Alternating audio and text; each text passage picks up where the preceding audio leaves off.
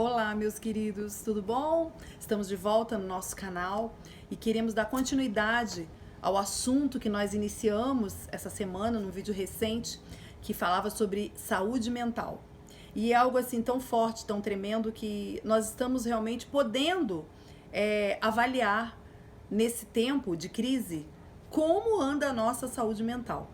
E a gente vê nos posts, no Facebook, no Instagram, pastores brigando entre si. Um pastor porque ele abriu a igreja, aí o outro pastor porque achou aquele pastor irresponsável porque que abriu a igreja, o outro que não abriu, discutindo. Nós não precisamos discutir esse tipo de discussão, amados. Nós vamos além disso, sabe? Que a própria Bíblia nos ensina, né, no livro de Romanos, quem tem fé para comer carne, come carne.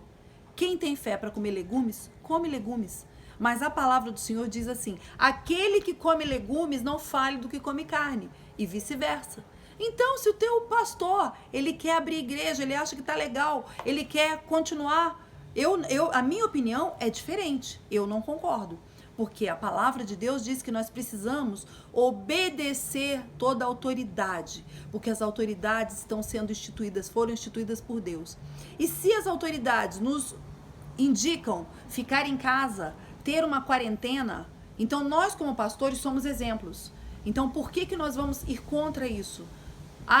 Vamos arrumar sofismas e milhões de argumentos, mas eu não tenho por que criticar se ele quer, se ele acha que ele pode deixar a igreja dele aberta em tempo de pandemia. Nós temos que ter equilíbrio. Esse momento é um momento para nós estarmos unidos em oração, em busca, sabe, para que realmente isso acabe logo no nosso país, para que isso possa ser controlado em nome de Jesus. E para isso nós também precisamos desse controle emocional. Nós precisamos também de ter esse equilíbrio, né?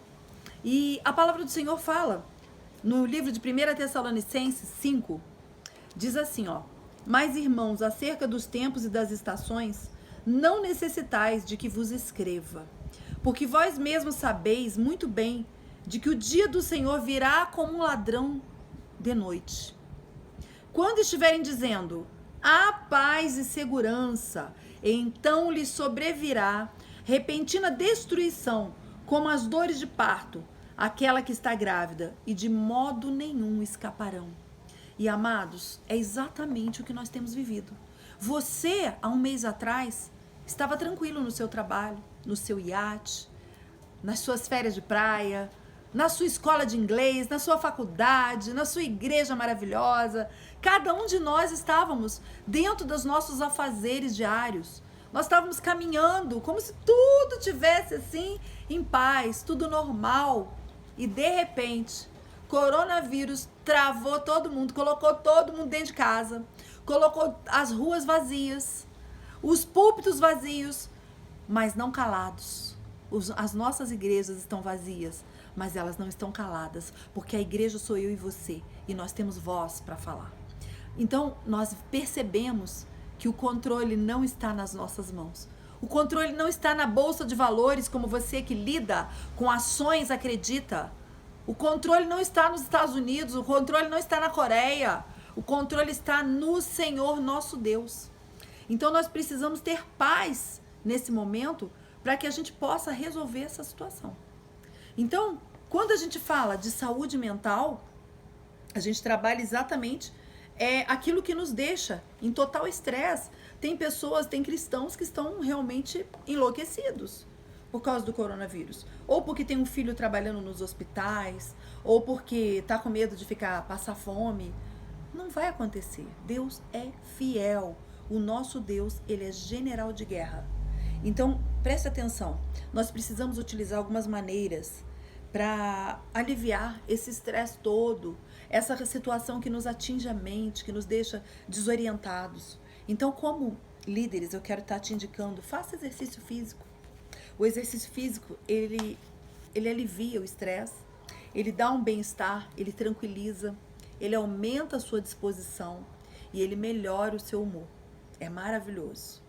Outra coisa que você pode utilizar que vai facilitar muito a sua saúde mental é a nutrição, sabe?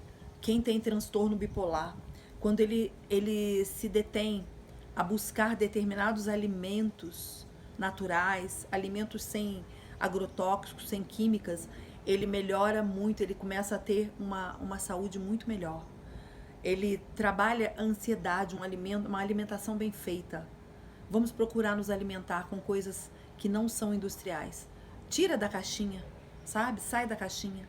Todo alimento que vem na caixinha, ele é industrializado. Então ele tem conservante, ele tem corante, ele tem uma série de coisas. Tem alimentos que você pode deixar uma semana na sua geladeira que ele vai ficar ali uma semana ou mais.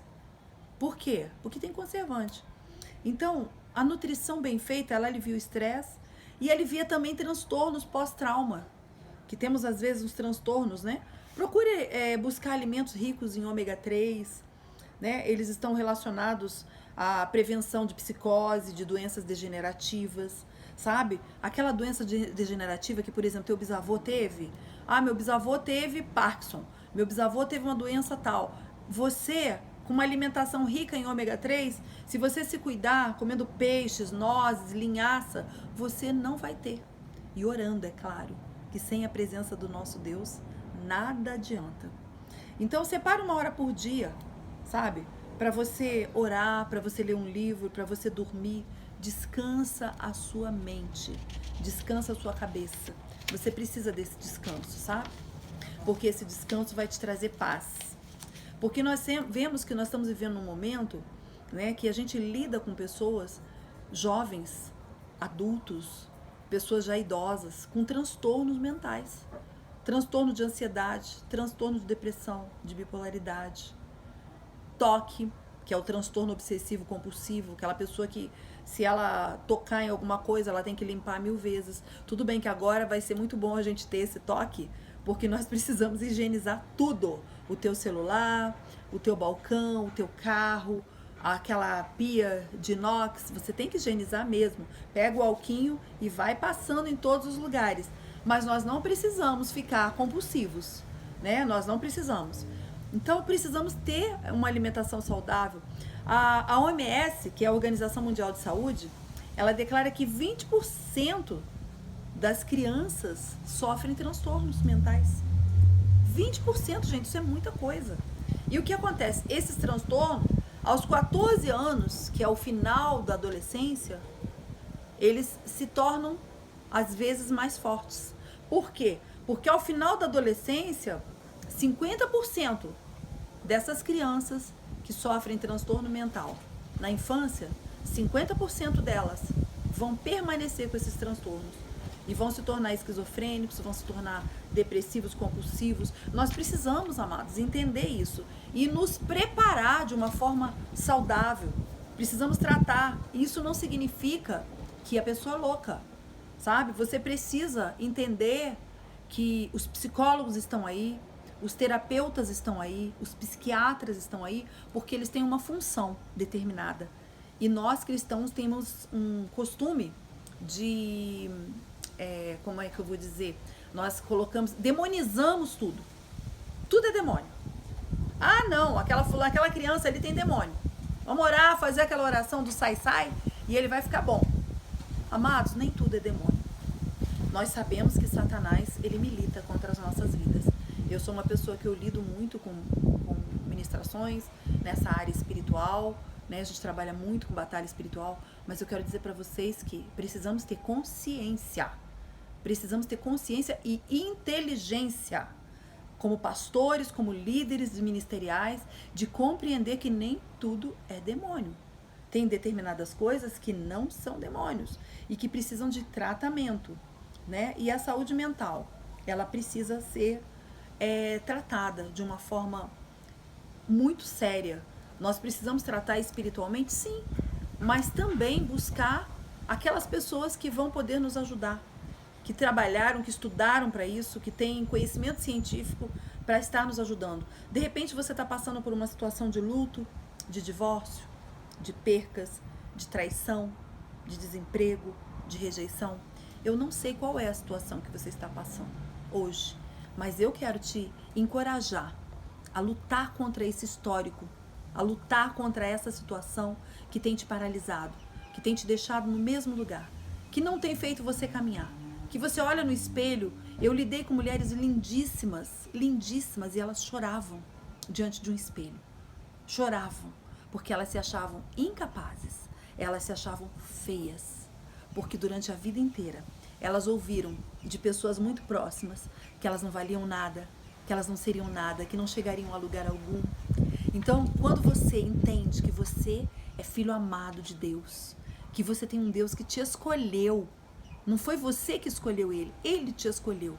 Sabe, aquele dia que ele resolveu que ele iria entregar o único filho dele, Jesus Cristo, na cruz do Calvário, pela tua vida, ele estava escolhendo você. Então não vale a pena você desistir de viver. Sabe? Porque o coronavírus está aí, vai me pegar, porque você já anda com uma mente tão poluída, tão trabalhada, com coisas negativas, que você acha que você vai morrer. Você não vai morrer. Você vai viver em nome de Jesus.